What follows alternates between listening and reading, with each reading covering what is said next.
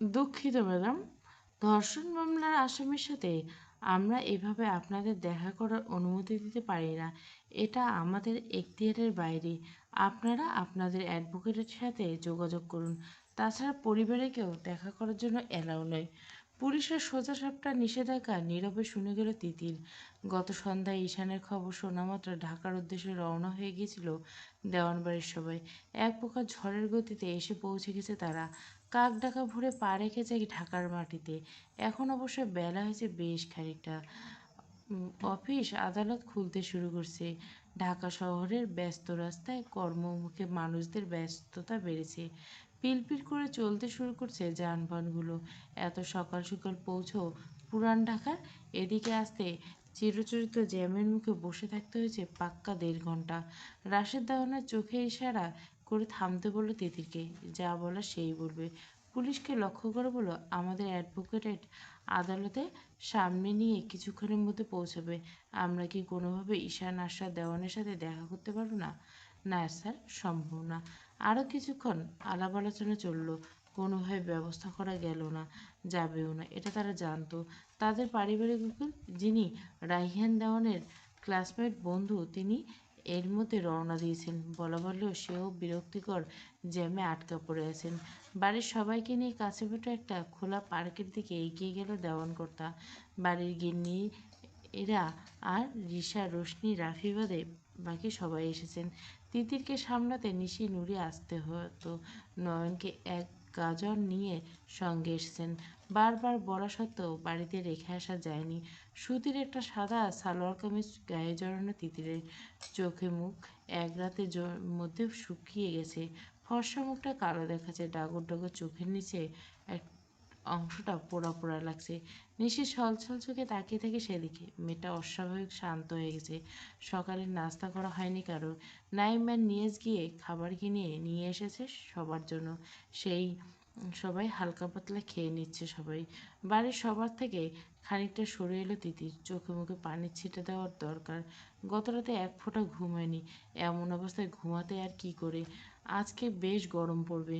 সকাল থেকে রোদের তীব্রতা চোখে পড়ার মতো। তবে পার্কের এদিকটায় বিশাল বিশাল গাছপালার সমারোহ। বেশ শীতল আবহাওয়া। অন্যার অংশ ভেজা মুখটা মুছে সোজা হয়ে দাঁড়াতে পাশে নুরির অস্তিত্ব টের পেল সে। ঘাড় ঘুরে তাকালো। গতকালের পর থেকে অতি স্বাভাবিক যদি কারো অবস্থা থাকে, সেটা হলো নুরি। বোনের হাত থেকে পানির বোতলখানা আলতো হাতে নিতে নিতে বলল, এসব কেন হচ্ছে বলতে পারিস? তিথি কোনো ধরনের প্রতিউত্তর করে না। কারণ প্রশ্ন উত্তর পাবার আশায় নুরি যে কথাটা বলেনি, তা তার মুখভাব দেখে স্পষ্ট বুঝতে পারা যাচ্ছে।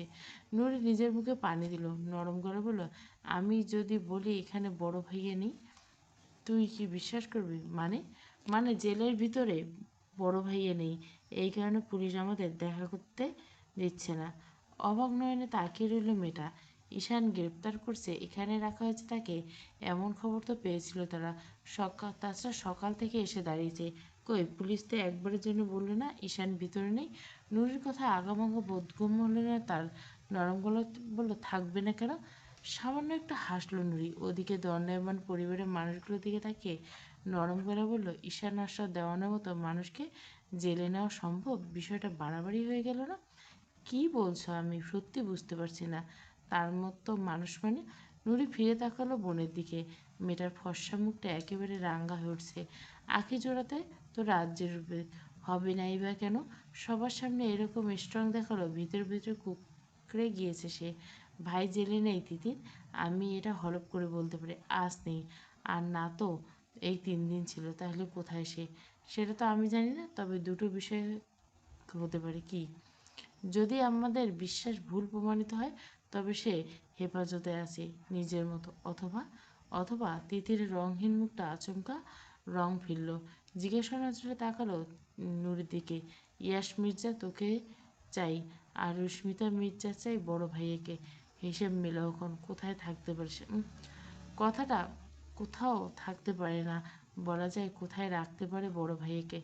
আশ্চর্য হলো তিতির। নুরির সাথে ইয়াস বা রুষাকে নিয়ে কখনো আলাপ হয়নি তার। বিস্মিত গলায় বলল, ইয়াস আর রুষমিতা মির্জা? রুস্মিতা মির্জা কে? রুষা। রুষা ভালো নাম রুস্মিতা মির্জা, এটা কি তিথি জানতো না, নাকি জেনেও খেয়াল করেনি কখনো? তবে রুস্মিতা নামটা তো তার অতি পরিচিত। যদি সে যার কথা ভাবছে তার সাথে না তো তার কখনো দেখা হয়েছে, আর না তো দেখা হওয়ার সম্ভাবনা আজকাল আর আছে। তবে সেসব মাথা থেকে সরিয়ে হালকা গলায় শুধারল, ওদের সম্পর্ক কি? ভাই বোনরা? থমকায় তিতির। নুরির দিকে গভীর দৃষ্টি তাক করে বলে, ওরা করছে এসব, হতে পারে যদি না ভাইয়া সত্যি দোষী হয়। আর প্রমাণগুলি কিভাবে? No idea. একটা মানুষের বিরুদ্ধে দিনের পর দিন সাজিয়ে গুছিয়ে চক্রান্ত করে আসা নেহাত মুখের কথা নয়। বিগত 3-3.5 বছর যাবৎ এসব হচ্ছে। আমি মরে গেলে এসব প্রমাণ বিশ্বাস করি না। কিন্তু খুনগুলো তো আর মিথ্যে নয়, কেউ একজন তো এগুলো করেছে। তাহলে কে ফাঁসাচ্ছে? সে তো নয়, মানে ইয়াস মির্জা। নুরি এক প্রকার অনুভূতি শূন্য মুখ করে তাকালো। তিতির কথাটা জিজ্ঞাসা করতে নুরি প্রতি উত্তরের অপেক্ষায় আছে হয়তোবা। নুরি এ যাত্রায় মৃদু হাসলো। রোদের তাপে শ্যামবর্ণ মুখটা বেশ অন্ধকার দেখতে লাগছে। শান্ত সে বলল, সে তো তুই বলতে পারিস। তোর জন্য দেওয়ানা হয়ে এত কিছু করলো বেচারা, আর শেষে কিনা তুই ওকে ফাঁসাতে যাচ্ছিস। কতটা সাফার করেছে তোর কাছে অবধি পৌঁছাতে। মানে প্রতিশোধ চেপে রেখে তোকে ভালোবেসে গিয়েছে, আমাকে পুতুল নাচ নাচিয়েছে, তবু তোর গায়ে একটা আঁচড়ও লাগতে দেয়নি। নুরির কথার সুর আজকে এই প্রথমবারের মতো বড্ড অস্বাভাবিক লাগলো।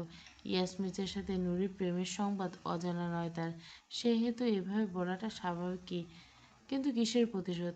আমি ইয়াসমির্জাকে কখনো চোখের দেখা দেখিনি ছোটবাবু। সে কেমন কেমন দেখতে, কী তার চরিত্র বৈশিষ্ট্য, সেসবে আমার কোনো আগ্রহ নেই। একটা হাস্যকর বিষয় বলি, হ্যাঁ, তুই খেয়াল করছিস কিনা বিষয়টা, এই যে এত সব যা হচ্ছে সব কিছুর মূল কারণ কিন্তু তুই। তিতিরের বাচ্চা বাচ্চা মুখের আদলে পরিবর্তন হলো। আহত দৃষ্টিতে তাকালো। নূরের মুখের হাসি মিলিয়ে গেছে ততক্ষণ। কেমন একটা রুক্ষ করে বলল, বড় ভাইয়ের সাথে শত্রুতা ইয়াজের, প্রতিশোধ নিতে এসেছিল সে বড় ভাইয়ের সাথে। কিন্তু বেচারা তোকে দেখে আটকে গেল। তোকে দেখে এতটাই দিয়ানা হয়ে গেল যে তোকে মেরে দেওয়ানদের শাস্তি দেওয়ার পরিকল্পনা পরিবর্তন করতে হলো। ভিকটিম কার্ড খেলা হলো আমাকে নিয়ে। তোর জন্য এক বুক প্রেম জমাতে জমাতে আমাকে দিল এক সমুদ্র যন্ত্রণা। আজ বড় ভাইয়ের জেলে। তোর ধারণা এসব ইয়েস মির্জার পরিকল্পনা অংশ? সেটা যদি হয়, তার কারণও তুই। তোকে পেতে এত কাহিনী সবার, তুই সবার দুর্বলতা। তোর জন্য এত এত মানুষের জীবন এলোমেলো হয়ে যাচ্ছে, বুঝতে পারছিস? তিতির হতবিম্বল হয়ে গেছে। এতটা কঠিন কথা নুরি এ জন্মে কখনো বলেনি। আজকে এমন একটা মুহূর্তে এইভাবে এতগুলো কথা শুনিয়ে দেওয়া হচ্ছে। সম্ভবত নিজের বোধবুদ্ধি কাজ করছে না তার। নুরি বাঁকা গলা বলল, ছোট ভাইয়া তোকে ভালোবাসে। বিয়ের আগে একটা প্রেম করতি, বিয়ে করলে আরেকজনকে। আমি যাকে ভালোবাসি সেও তোকে ভালোবাসে। যে পুলিশ ভাইয়াকে অ্যারেস্ট করেছে সেও তোর জন্য পাগল। কে জানে সেই ভাইয়ের উপর রাগ করে এসব করছে কিনা। মোট কথা আশেপাশে এত এত পুরুষ মানুষকে নিয়ে খেলা করে যাচ্ছিস রীতিমতো। কেউ শান্তিতে নেই তিতির, তোর জন্য সেটা। বুঝতে পারছিস? পারিসনি এখনো? না পারলে ভাব, বুঝ। ইয়াস মির্জা স্বাভাবিক লোক, কোনো লোক নয়। এত সহজে ছাড়বে আমাদের?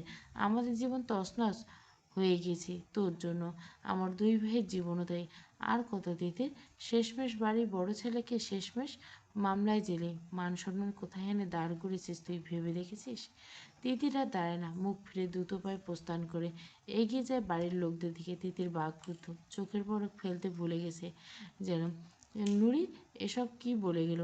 তার জন্য এসব হচ্ছে? তাকে পেতে সবাই এত মরিয়া হয়েছে, এ ধরনের নোংরা খেলায় মেতেছে, সবার জীবন নষ্ট হওয়ার জন্য সেই দায়ী? নুরি ফোন কানে ঠেকিয়ে ফাঁকা জায়গায় এসে দাঁড়ালো। ওপাশের মানুষের ভারী নিঃশ্বাস কানে আসতে এপাশের ওড়না মুখ থেকে ফুপিয়ে উঠল। গমগমে কণ্ঠস্বর শোনা গেল ওপাশের মানুষটি, ঘটনাগুলো আমি ঘটাইনি জান, তোমার বোনকে। এটা কোনো জোর খাটিয়ে বললে না? যে তীক্ষ্ণ কণ্ঠস্বর। এদিক থেকে ঘৃণায় নাক মুখ কুঁচকে এলো নুরির। কান্না আটকে বলল, কোন ভরসায় বলতাম সেটা? কোনো ভরসা লাগবে না, আমার বেডে এসে তাহলে ভরসা দেই। আর কি কি করাবে তুমি আমাকে দিয়ে? আমাকে মুক্তি দিচ্ছ না কেন? এখন তিতিরের ক্ষতি করে তে আমাকে ব্যবহার করছো।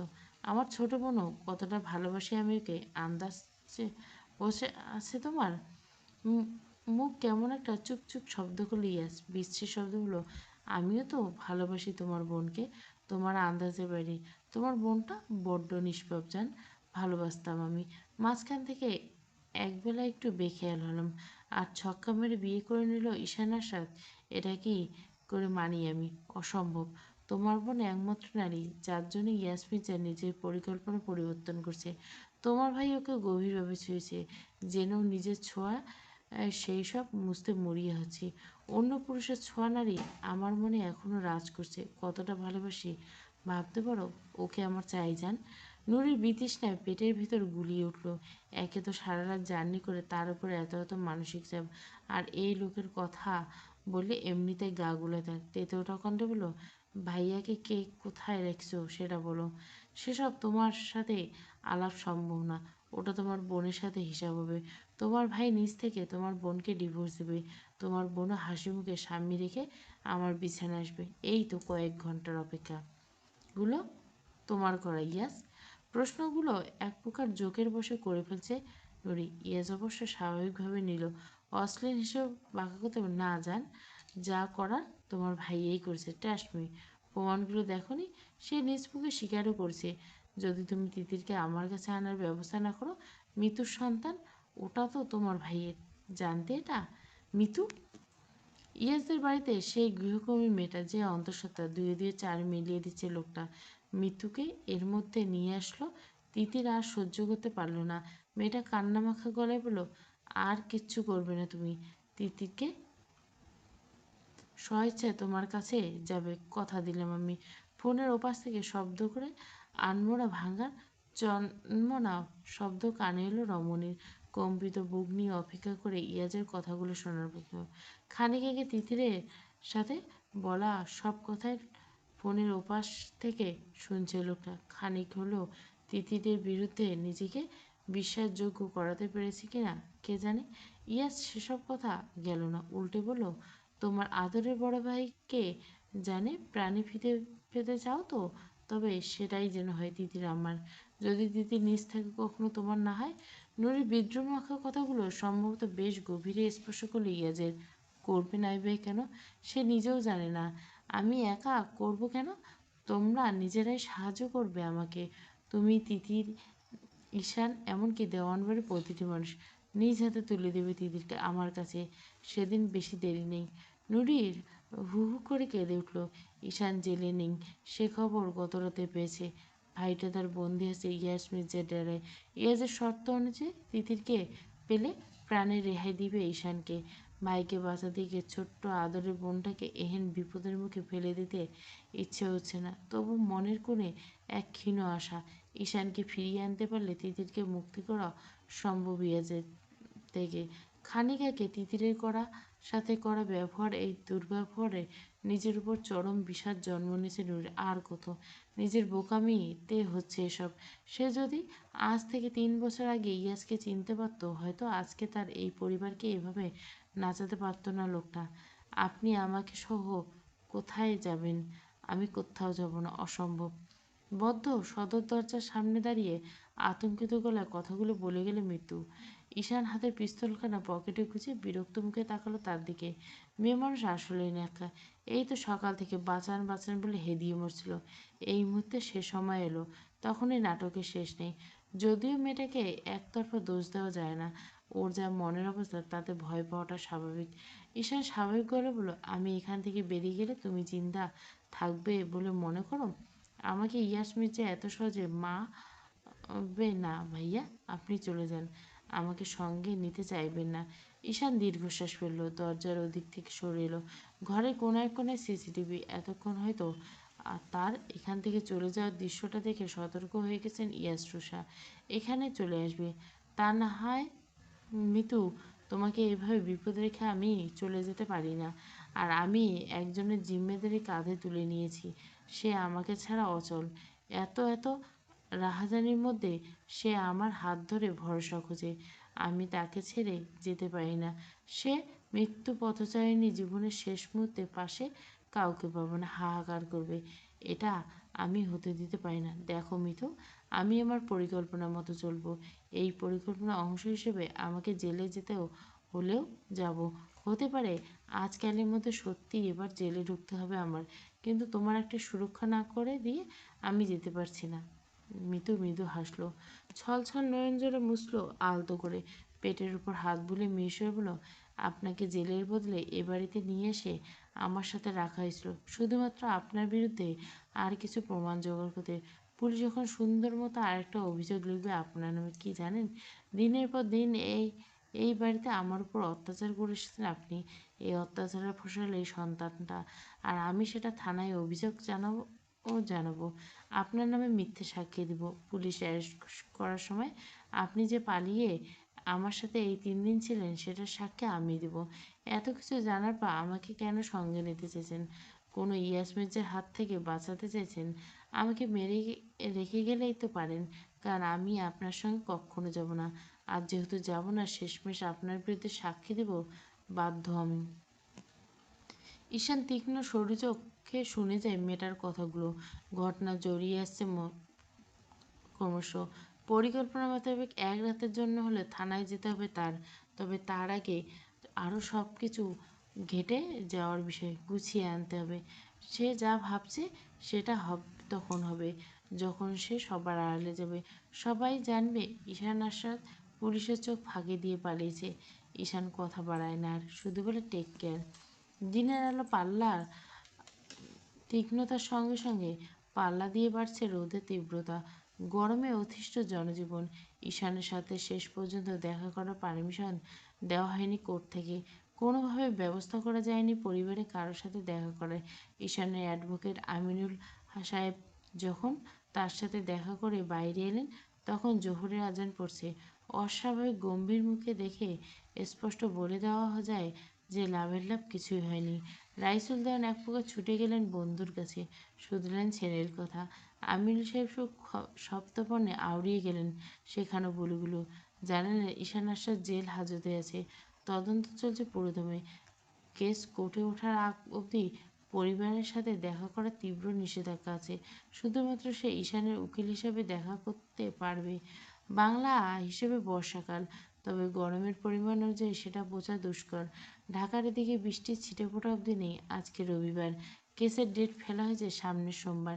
এই কদিন জেলে কাটাতে হবে ঈশানকে। দেওয়ান পরিবার শুরুতে এখানে থাকার পরিকল্পনা থাকলে শেষমেশ সিলেটে ফিরে যাওয়ার সিদ্ধান্ত নিয়েছে। রাইসুল দেওয়ান আর লোকজনের সাথে ক্রমাগত যোগাযোগ করে যাচ্ছেন অন্তত একটা বার ছেলের সাথে দেখা করার অনুমতির বিষয় নিয়ে। গোটা একটা ছন্ন ছাড়া বিধ্বস্ত দিনের সমাপ্তি শেষে যখন রাতের আঁধার নেমেছে, তিতিরা ততক্ষণে ফিরে যাওয়ার জন্য গাড়িতে উঠে পড়েছে। গোটা দিন শক্ত থাকলো, এবেলা চোখ মেলে তাকাতে পারছে না তিতির। তার পুরনো মাথার যন্ত্রটা আচমকা আজকে মাথা চাড়া দিয়ে উঠছে। ঈশানের সাথে একটা বার দেখা হবে এই আশা সম্ভবত ছিল তার। সেটা না হয় মানসিক চাপ বেশ ভালোভাবে জেঁকে বসছে। রাত পেরিয়ে সকাল, সকাল পেরিয়ে আবার সাঁঝবেলা। প্রকৃতির নিয়মে চলছে। ঈদের দিন ঘনিয়ে আসছে, মানুষের ব্যস্ততা বাড়ছে। ওই কি, দেওয়ান বাড়ির আলো আজকাল জ্বলতে চায় না। বাড়ির ছেলের এরকম দুর্দিনে কোনো সুখ খোঁজে, ভালো থাকতে চাইবে তারা। ওরকম একটা আদুরে মুহূর্ত পর ঈশান যে এইভাবে তার থেকে দূরে হয়ে যাবে কল্পনা করতে পারেনি তিতির। সেদিন যদি জানতো এরকম হতে পারে, বুকের মধ্যে লুকিয়ে রাখতো না স্বামীকে? রাখতো তো। সবার ঘরে সবাই মিলে আলাপ আলোচনা করছে ঈশানের কেসটা নিয়ে। কী থেকে আদতে কী ঘটলো কোনো কিছু হিসাব মিলছে না তাদের। আর না তো সাজিদের সাথে এই কয়েকদিনে যোগাযোগ হয়েছে, সেও রীতিমতো নিখোঁজ। অনিমা জানাতে পারছে না তার কোনো খোঁজ খবর। ধীর গতিতে চলছে সব কিছু। কাজকর্মে মন নেই বাড়ির কারো। কর্তারা অফিসের কাজে মন দিতে পারছে না। বড় বড় অ্যাডভোকেটের সাথে যোগাযোগ করে কাজ হচ্ছে না কোনো।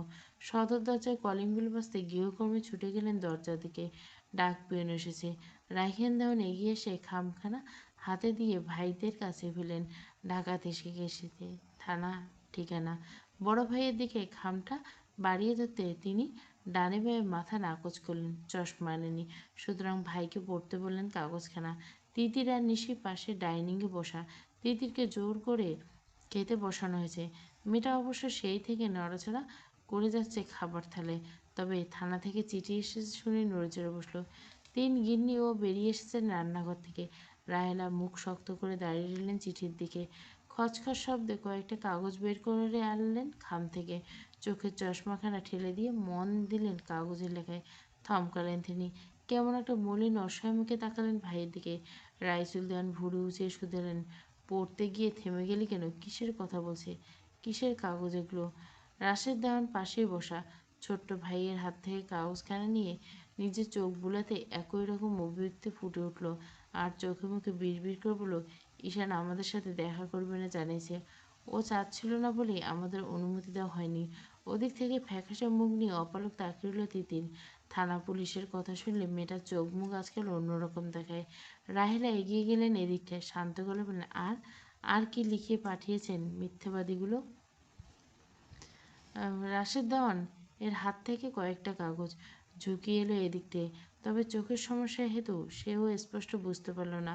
রাশেদ খানিকটা সময় ইতস্তত করলেন, বড় ভাইয়ের ধমক খেলেন, মস্তিষ্ক চোখে শান্ত করলে বললেন, মিতু নামের একটি মেয়ে আজকে ঈশানের নামে মামলা করেছে। দিনের পর দিন আটকে রেখে নির্যাতনের অভিযোগ তুলছে। আর হতভম্ব নিয়ে ধমকে উঠল রাইসুল দেওয়ান। কথাটা শেষ না করে বারংবার থেমে যাওয়ায় বিরক্ত হলেন তিনি। রাশেদ সাহেব মুখ তুলে ভাগিনীকে খেয়াল করলেন। ভাতের প্লেটে হাত রেখে মেয়েটা পাথর হয়ে বসে আছে। অনুভূতি শূন্য দৃষ্টিতে তার দিকে তাক করা। অসহায় দৃষ্টি সরিয়ে নিলেন তিনি। চাপা গলায় কোনো মতো বললেন, আর মেয়েটা অন্তঃসত্ত্বা। মেয়েটার দাবি ঈশানের সন্তানের মা হতে চলছে। ক্ষণিকের জন্য গোটা বাড়ির মানুষ সম্ভবত শ্বাস নিতে ভুলে গেল। সেকেন্ডের মাথায় শুধু শোনা গেল জোরে শ্বাস টানার শব্দ। তিতিরের দিকে আতঙ্কিত হয়ে ফেলল সবাই। রাহেলা দৌড়ে গিয়ে আগলে নিলেন পুত্রবতীকে। হাহাকার করে উঠলেন ব্যস্ত গলেরা। কর্তারা ছুটে গিয়েছেন সেদিকে। নাক দিয়ে রক্তিম তরল গড়িয়ে পড়তে আর্তনাদ করে উঠলেন নিশি। প্যানিক অ্যাটাক হচ্ছে মা, ঘরে নিয়ে চলো ওকে। ওর আগে সেই সমস্যাটা সর্বনাশ। নয়ন সিঁড়িতে মাথাতে ছিল, নুড়ি ছুটে এসেছে। সিঁড়ির মাথা থেকে চিৎকার করে, বড়পু ইঞ্জেকশন কিন্তু বাড়িতে নেই। নয়ন আর কিছু শোনার প্রয়োজন বোধ করলো না, না অপেক্ষা করলো। টেবিলের উপর থেকে বাবার গাড়ির চাবি নিয়ে ছুটলো ওষুধেরগুলো আনতে। রাইহান দেওয়ার সময় নষ্ট করলে না, ঝট করে চেয়ার থেকে তুলে এনে শুইয়ে দিলেন সোফার উপর। মেয়েটা শ্বাস তো নিতেই পারছে না, না তো নোজ ব্রিদিং কমছে। গভীর রাত, বাইরে ভ্যাপসা গরম পড়ছে, বৃষ্টির প্রয়োজন খুব করে। ঘন ঘন লোডশেডিং এলাকায়। তিতিরের ঘর থেকে খানিকটা আগেই নিজেদের ঘরের দিকে গেছেন। এখন শুধু রাহেলা দেওয়ান আর নিশি বসে আছে। রাহেলা তেল মালিশ করে দিচ্ছে তার মাথায়। জ্বর এসেছে মেয়েটার। নয়ন ইঞ্জেকশন নিয়ে আসার পর তবে শান্ত হয়েছে মেয়েটা। জ্ঞান ছিল না অনেকটা সময়। মাথায় বিলি কাটতে কাটতে হাতটা আচমকা কম্পিত হতে নিজের হাতের মুঠো নিল তিতির। রাহেলা চমকে উঠলেন, খেয়াল করেননি তিতির এখনো জেগে। তিতিরের হাতখানা বুকের মধ্যে চেপে ধরে ফুঁপিয়ে উঠলেন, ভাঙা গলায় বললেন, আমি কিন্তু তোমার ছেলেকে ভুল বুঝিনি মামুনি। তোমরা এটা ভাবছো না আমি ওকে ভুল বুঝে এমন অসুস্থ হয়ে পড়ছি, কিন্তু একদম না। রাহেলা দান গর্দনে চুমু খেলেন মেয়েটার তপ্ত ললাটে। জ্বর ভীষণ, চোখের কার্নিশ গড়িয়ে পড়ছে তপ্ত নোনা জল। নিশি বিছানার পাশে বসা, ওড়নাতে মুখ চাপা দিয়ে সেও বলল, আমি জানি তো মা, তুই ভরসা করিস আমার ছেলেকে। শুধু ভরসা নয় মামুনি, যতটা ভরসা আমি আমাকেও করি না ততটা তোমার ছেলেকে বলি। ধরে বেঁধে বিয়ে দিলেও শুরুর দিন থেকে আমি তাকে মনে প্রাণে গ্রহণ করছি। তাকে আত্মস্থ করে গেছি ক্রমাগত। ঘর করি তার স্পর্শ মাখি। আমি তাকে এতটা ভুল চিনতে পারি না, অসম্ভব। আমার অবচেতন মন সেই ইঙ্গিত একবারও দেয়। রাহেলা নিজেও কাছে। কি হচ্ছে তার ছেলে মেয়ে দুটোর সাথে? ঈশান কোনোই বা দেখা করতে অস্বীকার করছে। মেয়েটাকে তাহলে কষ্ট দিচ্ছে? তাহলে তাহলে এত হতাশ হচ্ছিস কেন? কিছু একটা ঘটেছে, সেটা আমরা বুঝে উঠতে পারছি না। একটু সময় তো লাগবে, সব ঠিক হবে। তোমার ছেলে কষ্ট পাচ্ছে? তা মামুনি, এসব মিথ্যে ব্লেম কেন? আমার জন্য সব হচ্ছে, সব আমার জন্য। আমি ওনার জীবনে না আসলে আর কথাগুলো বলতে পারল না। শাশুড়ি পেটে মুখ গুজে আর্তনাদ করে উঠল। মেয়েটার করুণ চিৎকার সামলাতে হিমশিম খেলেন তিনি। বুকে জড়িয়ে সান্ত্বনা দিয়ে গেলেন অনবরত। ব্যাকুল হয়ে ডাকলেন খোদাকে। ঘর জুড়ে ঘর জুড়ে মিষ্টি সুরে তেলাওয়াতের সুমধুর ধ্বনি শুনতে পাওয়া যাচ্ছে। নিশির নামাজ পড়ে গিয়ে তিতিরের বিছানাতে শুয়েছে খানিক আগে। রাহেলা আর তিতির জায়নামাজে বসে এই মুহূর্তে। একজন পুরুষের জীবনে সবথেকে গুরুত্বপূর্ণ 3 নারী, মা, বোন, বউ। খোদার কাছে মাথা ঝুঁকিয়ে তাহাজ্জুদ নামাজ পড়ে আর্তনাদ করে যাচ্ছে সেই পুরুষের জন্য। ঈশান যদি দেখতো এই দৃশ্যখানা, নিজেকে পৃথিবীর সব থেকে ভাগ্যবান পুরুষ মনে করত নিঃসন্দেহে। অসুস্থ শরীরটাও টালমাটাল অবস্থা, সময় লাগছে দোয়া কালাম আওড়াতে। এই শরীর নিয়ে দীর্ঘ সময় ইবাদত করে যাচ্ছে মেয়েটা। জীবনের ভালো মন্দ এমন করুণ পরিস্থিতি আর কে আছে খোদা ছাড়া? কার কাছে সমাধান আছে? নেই কারো কাছে। মোনাজাত তুলল তিতির, চোখের পানি বাদ মানছে না তার। আচমকা খুব শান্তি অনুভব হলো। সে যে সঠিক জায়গায় এসে ফরিয়াদ জানাচ্ছে সেটা অনুভব করলো মনে প্রাণে।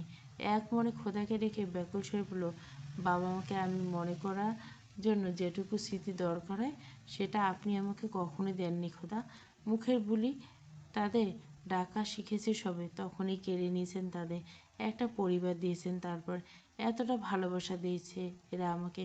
কখনো কোনো আক্ষেপ নিয়ে আপনাদের কাছে আসতে হয়নি আমার।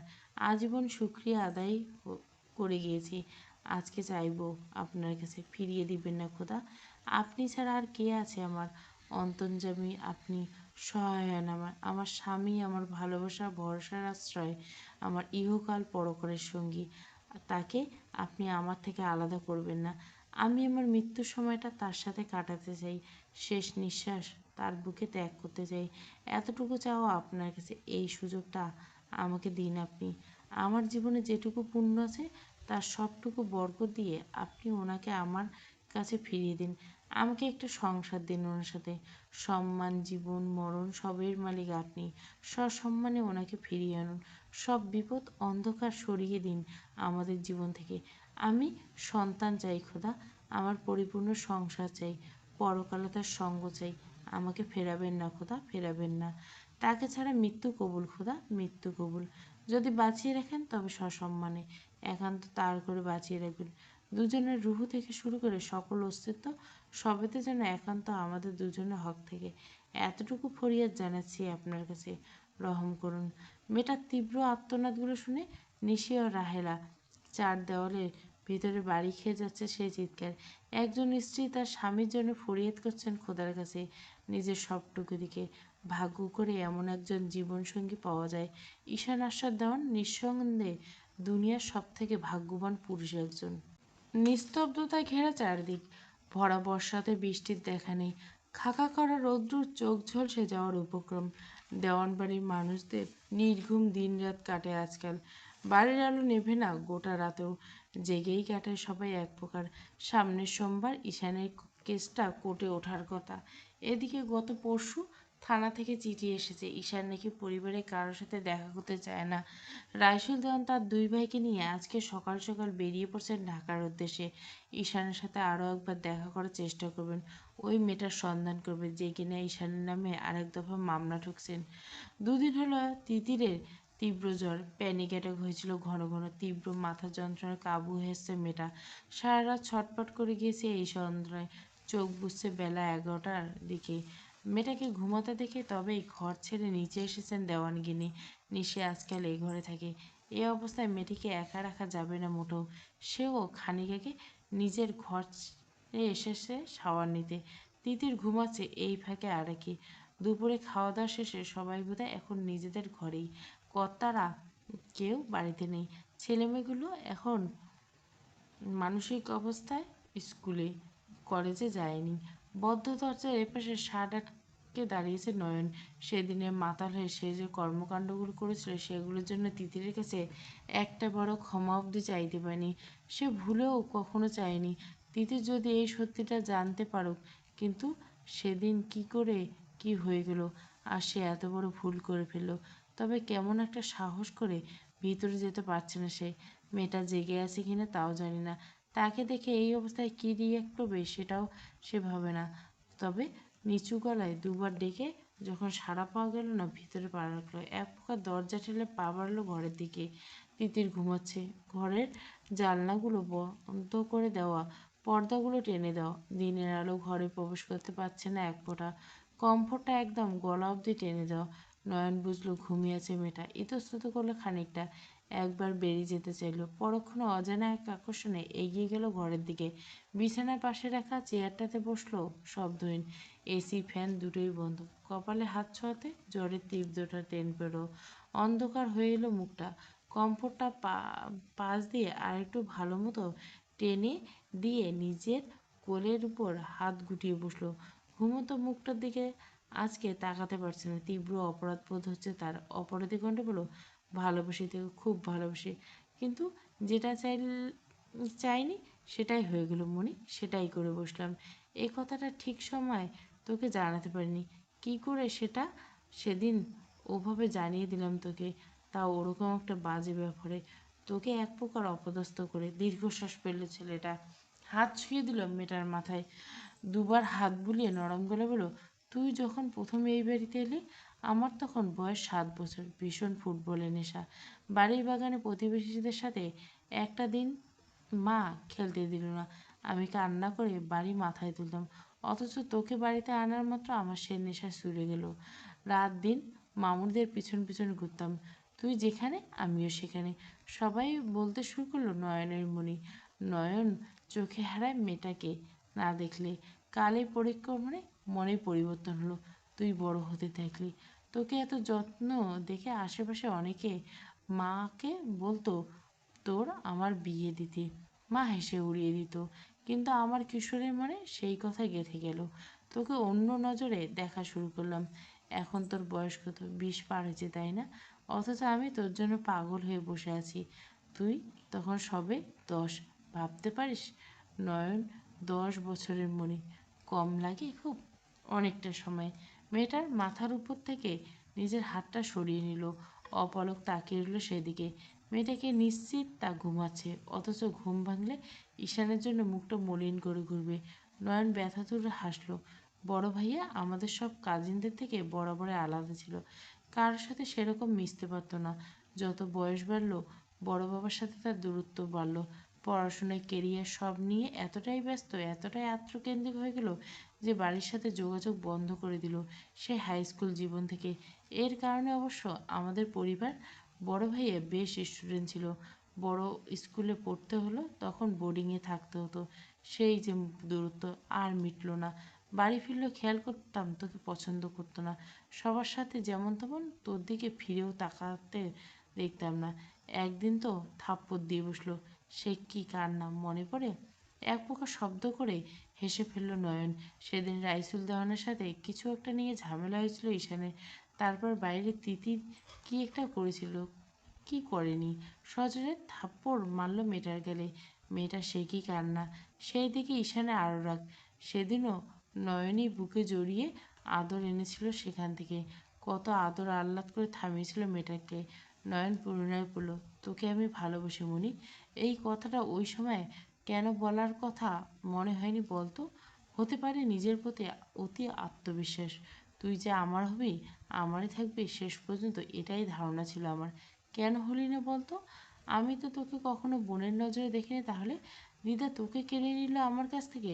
নিল তো নিল, সোজা বড় ভাইয়ের সাথে বিয়ে দিল, যাকে সেই এতটুকুন থেকে আগলে রাখলাম বিগত 10টা বছর।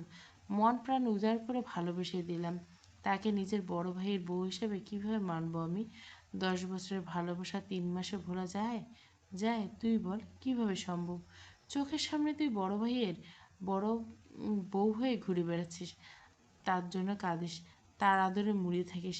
আমি কি দোষ করলাম? তুই কেন আমার হইলি না বলতো?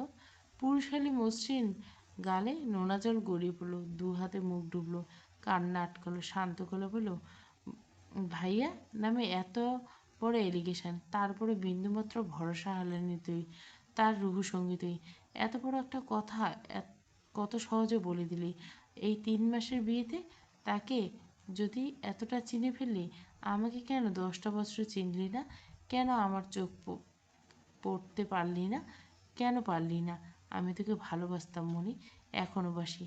আমার কি উপায় এখন? জবাব দে। আচমকা খট করে দরজাটা বন্ধ হতে হতচকিত হলো ছেলেটা। বসা থেকে এক প্রকার লাফিয়ে দাঁড়িয়ে পড়ল। ঘুরে তাকাতে দৃষ্টি মিলন ঘটল আর এক অশ্রুসজল আঁকিয়ে জোড়ার। নয়ন বিড়বিড় করে ডেকে উঠল, তমা। তোমার হাতে একটা বিশাল টিফিন বাটি।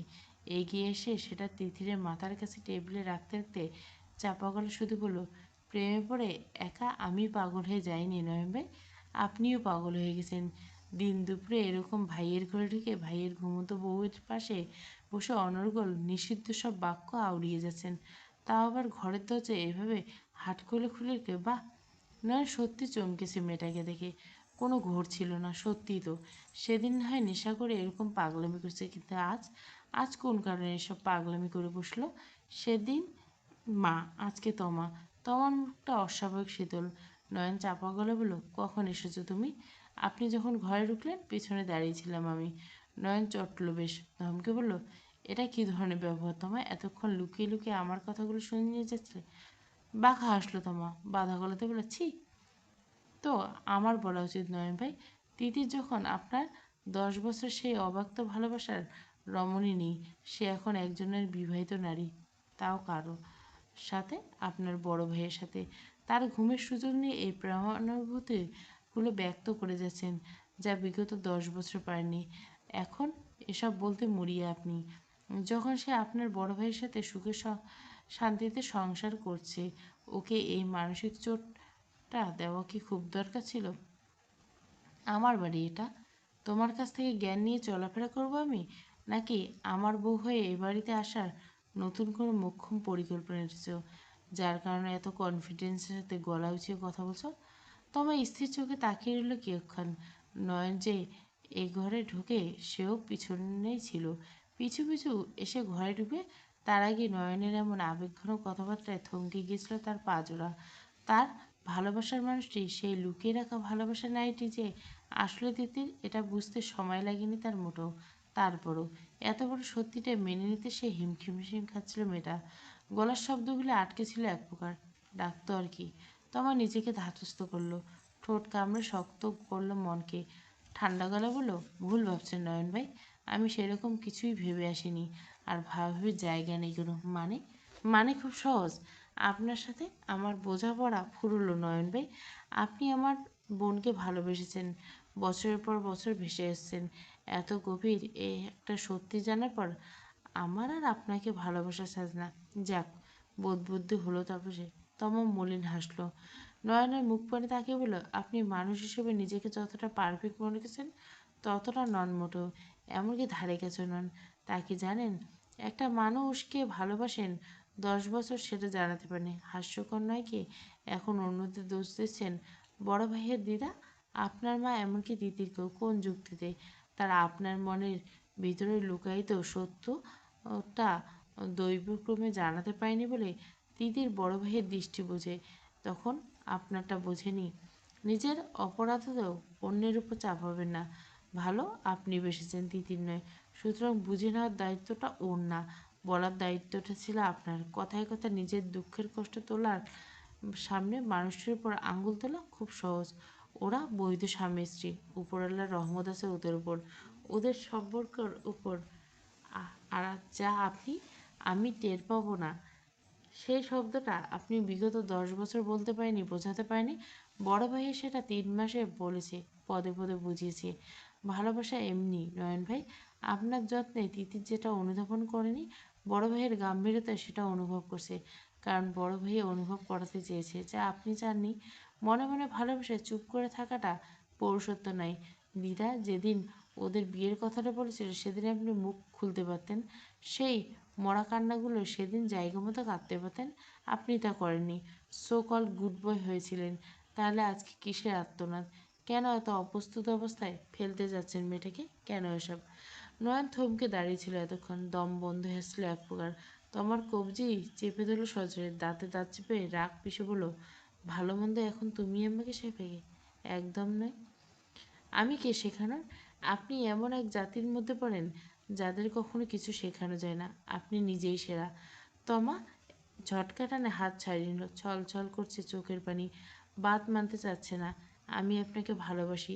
নিজের ব্যর্থ থেকে অন্তত শিক্ষা পেয়ে হলো নতুন করে সবটা শুরু করার চেষ্টা করতে পারতেন।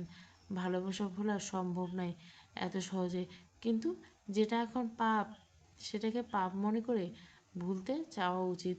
আপনি সেটা চাচ্ছেন না, চেষ্টা করছেন না, উল্টা আরও পেঁচিয়ে ফেলছেন সব। তোমাকে আমি সহ্য করতে পারছি না তমা, চলে যাও প্লিজ। আমি যদি বলি আমার এই নতুন করে উন্মাদনার পিছনে তুমি, তাহলে কি বলবে? তমা অবাক, ভুরু চিবলা, আমি? তুমি? তুমি যদি সেদিন যদি নিজের ভালোবাসাটা ব্যক্ত না করলে, আমাকে এতটা প্রেশারাইজ না করতে, আমি কখনোই এতটা ডেসপারেট হতাম না। শব্দ করে হেসে ফেলল তমা। নিজের দোষ অন্যের উপর চাপানো একটা বাজে স্বভাব। আপনি যেটা পারেননি 10 বছর, একই আক্ষেপ আমি আমার উপর রাখবো কেন? ভালোবাসা প্রকাশ করে দিয়েছি, দিতে হয় আমি দিয়েছি, সেটা গ্রহণ না করা আর উপর আমার জোর জবরদস্তি থাকতে পারে না। আপনি করেননি, আমি চেষ্টা করছি, আমার দিক থেকে আক্ষেপ আফসোস থাকলো না। তুমি প্লিজ চলে যাও তোমা। চলে তো যাবো, তবে একটা কথা বলুন তো, আমার প্রতি আপনার একটু একটু অনুভূতি জন্মাচ্ছে, তাই তো? আর সেটা আপনি মানতে নারাজ। চমকালো নয়ন, সজোরে মাথা নাড়ল ডানে বাঁয়ে, ব্যস্ত গলে বলল, কক্ষনো না, সম্ভব না। এত বছরের ভালোবাসা আমি এই 3 মাসে ভুলে যাব? আমার ভালোবাসা এতটা ঠুনকো লাগে? আরেক দফা হাসলো তোমা, শান্ত গলে বলল, নয়ন ভাই, আমি মনোবিজ্ঞানের ছাত্রী। আমি যদি বলি এই বাক্যটা আপনি মনেই গেঁথে নিয়েছেন। আপনার মস্তিষ্ক যতবার আপনাকে সামনে এগিয়ে যেতে বলবে, ততবার আপনি জোর করে নিজেকে ওই এক বাক্য বোঝাবেন। আপনি ভবিষ্যতে এও তাই করে যাবেন। মনের রোগীটা আপনার। তবে এটা মানতে হবে, তিতিরকে ভুলতে হবে। যা সম্ভব নয় তা আগলে বসে থাকলে ক্ষতি আপনারই। সুস্থ স্বাভাবিক জীবন না তো আপনি কাটাতে পারবেন, না তো তিতির। তোমার শব্দহীন চেয়ার টেনে নিয়ে বসলো তিতিরের শিউরে। ঠান্ডা গলে বলল, চলে যান এখান থেকে। তিতির উঠে আপনাকে দেখলে ও বড্ড ইতস্তত করবে। মেয়েটার শরীর এমনিতে ভালো না। আর শুনুন, ওদের দুজনকে আলাদা করার কথা চিন্তা আনবেন না। আমাকে আপনি ভালো না বাসলেই আমার এই শেষ আবদারটুকু রাখেন, আর ওদের মধ্যে আসবে না। যেটা সঠিক সময় করতে পারেনি সেটা ভুল সময় এসে করবেন না। একই বাড়িতে থাকবেন আপনারা। আগামী দিনগুলো এত ইতস্ততা নিয়ে কাটানো জটিল। তিতির মেয়ে, ওর দিকটা বুঝবেন আশা করি। ঈশান তিতির শান্তিতে থাকতে দেবেন। একটা মেয়ের ব্যবস্থা করো জর্ডান, জলদি। 20 মিনিটের মাথায় একটা মেয়ে চাই। জর্ডান হাইরোডের ওপর থমকে দাঁড় করলো গাড়িটা। সে ইয়াস মির্জার অ্যাসিস্ট্যান্ট। ড্রাইভার যাই বলা হোক না কেন শুনলো। শুনশান এই পথের মাঝে মেয়ে কোথা থেকে জোগাড় করবে সে? ব্যস্ত হলো, বস, হোটেলে ফিরতে আরও ঘন্টাখানেক লাগবে। এখানে মেয়ের ব্যবস্থা করে দিতে বলছেন?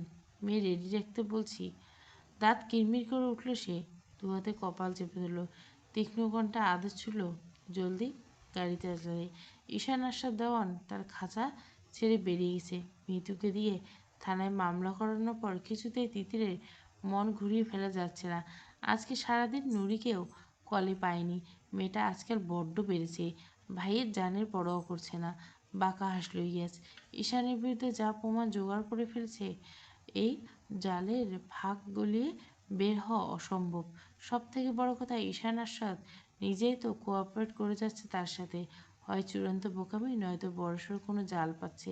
তবে পুলিশের নজর ঈশানের এই পালিয়ে যাওয়াটাকে চূড়ান্ত বোকামি হিসেবে ধরে নিয়েছে ইয়াস মির্জা। কাফিনের শেষ পেরেকটা পুঁততে আরেকটু সুবিধা হলো তার। ইয়াস শার্টের বোতামগুলো আলগা করলো, প্যান্টের বেল্টখানা ঢিলে করতে করতে বলল, ঈশান আসাদ দেওয়ানে যে সিলেট যায়নি সে খবর পাক্কা? পাক্কা বস, যায়নি। আমি যাবো আজ রাতে। চমকালো জোরান, ঠান্ডা গলে বলে, কেন? ঈশান আসলো তার বুকে সুশ্রী দিতে, ওর বউটাকে বুকে চেপে ধরতে। শরীরটা বড্ড ছটফট করছে জর্দান। বিছানায় দরকার তিতিরকে, অথচ নিতে হচ্ছে কাদের এই যন্ত্রণা বোঝো? তার মধ্যে ওই নষ্টা আবার পেট বাঁধিয়ে বসেছে। রুষার পরিকল্পনা মাফিক চলতে গিয়ে সেটাও খালাস করতে পারছে না। স্যার, একটা পেটে মির্জাদের সন্তান, মেয়েটা আস্ত একটা। জর্ডান ব্যস্ত হতে জলদি ড্রাইভ করতে লাগলো। ঘন্টার পথ আধ ঘন্টায় পৌঁছাবে এমন ভাবসাব। ইয়াস কয়েকটা ফোন কল সেরে নিল। হোটেল রুমে মেয়ে রেডি রাখতে আদেশ ছুড়ল। ফোন পাশে ছুটিয়ে ফেলতে ফেলতে বলল, একজন হবে না জর্ডান, কয়েকটা রেডি রাখতে বলো। রাতে আবার আমার পরিটা দর্শনে যাব। ওকে দেখে হুট করে কন্ট্রোল হারালে বড্ড লোড পড়ে যাবে আমার তিতির পাখিটার উপর। আজকের মতো নিজেকে শান্ত করে যাই। বদ্ধ কামরায় মুখোমুখি বসা সাজিদার ঈশান। ঈশানের পিছনের দিকটায় গম্ভীর মুখে দাঁড়িয়েছে অমিত। সে সরে যাবে নাকি এখানে দাঁড়িয়ে থাকবে সেটা বুঝতে পারছে না। মুশকিল আসান করে দিল ঈশান। ঠান্ডা গলায় আদেশ করলো, অমিত, এসপি সাহেবের জন্য চা কফির ব্যবস্থা কর। অমিত ছুটে বেরিয়ে যেতে ঈশান সাজিদকে উদ্দেশ্যে বলল, সরি এসপি সাহেব, আপনার জন্য খারাপ লাগছে। আমাকে অ্যারেস্ট করার সুযোগ আপনাকে দেওয়া হলো না। শুনলাম আপনাকে নাকি অব্যাহতি দেওয়া হয়েছে চাকরি থেকে। So sad, so bad. গোটা ঘর কেমন একটা ভ্যাপসা গন্ধ পাওয়া যাচ্ছে, কেমন একটা পুরোনো আমলের একটা বাড়ি। যেমন বাইরে থেকে দেখতে তেমনই ভেতরের অবস্থা। সাজিদকে এখানে নিয়ে আসা করে চোখ বেঁধে সদর দরজার কাছে এসে এক মুহূর্তের জন্য চোখ খোলা হয়েছিল তার। বিগত কয়েকদিন হলো এখানে আটকে রেখেছে। কে বা কারা এখানে আটকে রেখেছিল আজ টের পেল। এরা ঈশানের লোকজন। অবিশ্বাস্য সব কারবার। সাজিদ হালকা কণ্ঠে বলল, তুই আপাদমস্তক একজন ফ্রড। এসব কি হচ্ছে? কে তুই? হাসল ঈশান। হাতের পিস্তলখানা টেবিলে শব্দ করে রেখে প্যান্টের পকেটে হাত গুজে উচ্চ স্বরে গেঁটল, তুমি দেখছো তাকে, ভাবছো যাকে, সে আসলে মানুষ নেই। হেয়ালি নয় ঈশান, সত্যি বল। আমি গ্রেপ্তার হয়েছিলাম জানিস? সাজিদ চমকালো। গ্রেপ্তার হয়েছিল মানে? গম্ভীর করে শুধল, তাহলে এখানে কীভাবে? পালিয়ে? তুই পাগল? যে এলিগেশনে অ্যারেস্ট হয়েছিস এমনিতে সেটা থেকে বেঁচে ফেরা মুশকিল, তার উপর আবার পালিয়েছিস মানে? কারা আন্ডারে ছিলি তুই? তাহমিদ কাসিদ। ও মাই গড! তোর বাড়ির মানুষ জানে? সব জানে? কি জানে? এই যে আমি কেসের আসামি। What the hell are you doing Ishaan? কি খেলা খেলছিস? পাশা। সাজিদ এবার বাঁধনমুক্ত হয়ে বসা। ঝটপট উঠে এসে বন্ধুর পিছনে দাঁড়ালো। চিন্তিত কণ্ঠে বলল, তুই আমাকে একটা সত্যি বলছিস না?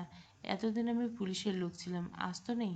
আজও কেন বলছিস না? সবার থেকে লুকিয়ে আর কতদিন? সত্যিটা জানতে চাই। সেই কথার জবাব না দিয়ে ছেলেটা উল্টে আরেক দফা হেয়ালি সুর টেনে বলল, সত্যি বলি একটা, পরশু সকালের মধ্যে পুলিশ আমাকে অ্যারেস্ট করবে। এরপর অ্যারেস্ট যাকে বলে আর কি, একেবারে হাতে হাত কড়া পরিয়ে কোমরে দড়ি বেঁধে প্রেস মিডিয়াকে জানিয়ে দেবে। তবে তবে ভুরু জোড়া নাচিয়ে ঘুরে তাকালো ঈশান। টেবিল থেকে নিজের পিস্তলখানা হাতে তুলে নিলে কপালে এক কোণা চুলকালো। বাঁকা গলা বলল, তবে আরেকজন ভিকটিম হবে। আই মিন আমার নামে কেসের ভিকটিম 5 থেকে 6-এ পৌঁছবে। স্তম্ভিত হয়ে গেল সাজিদ। কিছু বলতে যাবে তার আগে ঈশান বলল, তোকে কেন বললাম বলতো? কারণ তুই তো আর পুলিশের লোক নইস তাই। কি যাতা বকছিস? এলিগেশনগুলো সব মিথ্যা আমি জানি। তুইও তিতিরের মতো বোকা বোকা ডায়লগ দিচ্ছিস মানে? তিতিরও এসব বলছে শুনলাম। এখনও এত বিশ্বাস? ঈশান তুই একটা বদ্ধ উন্মাদ। পুলিশের ভাষায় হেমিসাইকেল ম্যানিয়াক। মাথার চুল খামচে ধরল সাজিদ। বিরক্ত গলা বলল, 6 নম্বর মার্ডারটা পরশু নিউজে দেখে নিবি। আমাকে এখানে বেঁধে রেখেছিস কেন? তোর বউকে বিধবা দেখতে চাই না তাই। সাজিদ বাঁকা হাসলো। টেবিলের সাথে হেলান দিতে দিতে বলল, নিজের বউয়ের জীবন নিয়ে খেলছিস কেন তাহলে? কি করব? তুই যদি ঠিক করে থাকিস এরকম এলোমেলো অন্ধকার জীবন কাটিয়ে দিবি, তাহলে মেয়েটাকে ডিভোর্স দিয়ে দে, আর বাড়ি ফিরিস না। ওর গতি তোর পরিবার করবে। এমনিতে পরিবার ছেড়ে উধাও হতে তুই খুব ভালোই পারিস। একটা সুস্থ স্বাভাবিক জীবন কাটাতে না দিলে সে বাঁধন বেঁধে রেখে লাভ কি? বুঝদারের মতো মাথা ঝাঁকালো ঈশান। কপাল কুঁচকে ভাবুক হলো, ডিভোর্সের লেটার আজ রাতের মতো পৌঁছে যাওয়ার কথা। গিয়েছে কিনা অমিতের থেকে শুনতে হবে। আরেক দফা হোঁচট খেল সাজিদ। সে তো বলল রাগের মাথায়। ছেলেটা এমনভাবে উত্তর করলো তাতে মনে হচ্ছে না মজা করে বলছে। সাজিদ অসহায় বোধ করলো রীতিমতো। খানিকক্ষণ বিনা বাক্য ব্যয়ে মুখোমুখি দাঁড়িয়ে রইল। অতঃপর ঠান্ডা গলায় বলল, কাজগুলো তুই করছিস ঈশান? কোনো সন্দেহ আছে? থাকা উচিত না। না তো? পরশু সব জায়গায় হেডলাইনে তো দেখলি। তিতিরকে জড়ালি কেন এসবে? ইচ্ছে হয়েছিল। আর এখন? ঝুঁকে এলো ঈশান সাজিদের কানের কাছে ফিসফিস করলো, ইচ্ছেটা অ্যাডিকশনে পরিণত হয়েছে। তাহলে ছাড়ছিস কেন? ঠকাচ্ছিস কেন? ছাড়বো কখন বললাম? ডিভোর্স? তাতে কি? সাজিদ দুহাতে কলার চেপে দিল ঈশানের। সজোরে ধাক্কা দিল দেয়ালে। দাঁতে দাঁত পিষে বলল, তুই আর ফিরবি না ওর জীবনে। ডিভোর্স দে, জাহান্নামে যা তুই। কিন্তু ফেরার ভুল আর করবি না। তুই গোটাটাই একটা ধোঁয়াশা। আর ওই নিরীহ মেয়েটাকে সেখানে বিলীন করিস না। ও ইতিমধ্যে আমাতে বিলীন, আমার কাছে নিজেকে বিলিয়ে দিছে। হোক, তবু আর ফিরবি না। ঈশান শব্দ করে হাসলো। সাজিদ খেয়াল করলো ছেলেটা যতবার হাসছে ততবার পিস্তলের ডগায় কপাল ঠেকাচ্ছে। এত হেয়ালিপনা অসহ্য ঠেকছে তার। ঈশান সাজিদকে ইশারা করলো পাশের একটা ঘরের দিকে যেতে। সাজিদ না চাইতে পা বলল। এক ধাক্কায় দরজাটা খুলতে বাইরে ভ্যাপসা গন্ধ কাটিয়ে তীব্র একটা পারফিউমের ঘ্রাণ নাকে ভেসে উঠল। মেলি পারফিউমের সুঘ্রাণ কিনা বুঝতে পারল না। সাজিদ দু কদম এগিয়েতে ভীষণদের দাঁড়াতে হতবিম্বল থমকে দাঁড়ালো, শ্বাস আটকেল। হা করে শ্বাস টেনে ঈশানের দিকে তাকালো সে, বাঁকা গলায় অথচ দৃঢ়কণ্ঠে বলল, কাল সত্যি কিছু একটা ঘুরতে চলছে এসপি সাহেব। আর পরশু নিউজে মিডিয়ার হেডলাইনটা যে ঈশাদ আশ্বাদ দেওয়ান, সেটা বুঝতে পারলেন তো? হতেই হতো এটা, তাই না? সাজের মায়া পর্ব ৪৫। পুরো গল্পটা প্লেলিস্টে আছে। সবাই সাজের মায়া করে। লেখিকা দিবে তবেই তো দিব। লেখিকা দিলে ঠিকই পেয়ে যাবেন।